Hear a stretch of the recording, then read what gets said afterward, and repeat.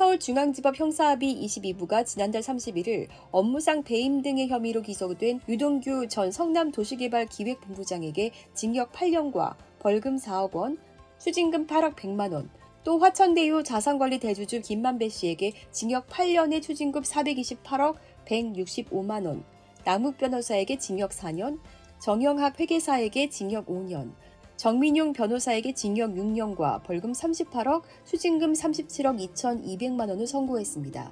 또 재판부는 4년간 재판이 이루어지고 충분히 공방이 이루어진 상태에서 중형이 선고된 상황이기 때문에 피고인들이 도망갈 염려가 인정된다면서 이들을 모두 법정 구속했습니다.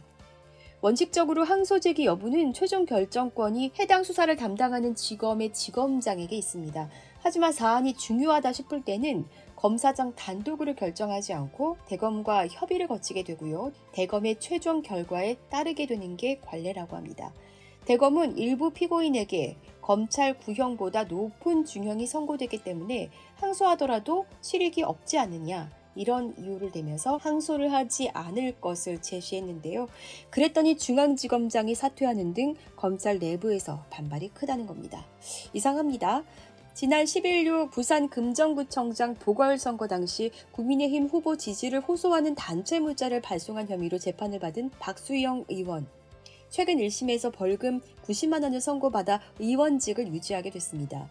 징역형 또는 100만 원 이상의 벌금형이 확정됐다면 의원직을 상실하게 됐을 텐데요. 정말 아슬아슬하게 살아난 거죠. 그런데요, 검찰 항소하지 않았습니다. 그리고 이 일로는 검찰 내부가 아무 일 없다는 듯 조용합니다. 사실 직위한 판사의 술접대 의혹에도 또 직위한 판사가 매우 이례적인 시간계산법으로 내란숙의 윤석열을 풀어줬을 때도 검찰 내부에서 이 같은 반발은 없었습니다.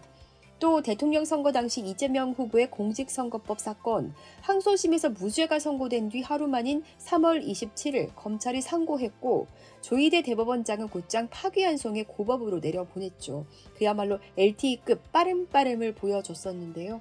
그때도 검찰 내부에서 간간히 비판의 목소리는 나왔지만 사퇴하겠다는 사람 보지 못했습니다.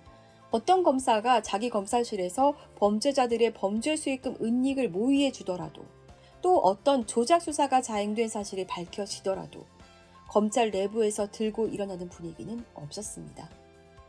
그런데 대장동 개발 비리 사건, 당시 성남시장이었던 이재명 대통령을 검찰이 어떻게든 무리하게라도 엮으려고 애를 썼던 사건이었죠.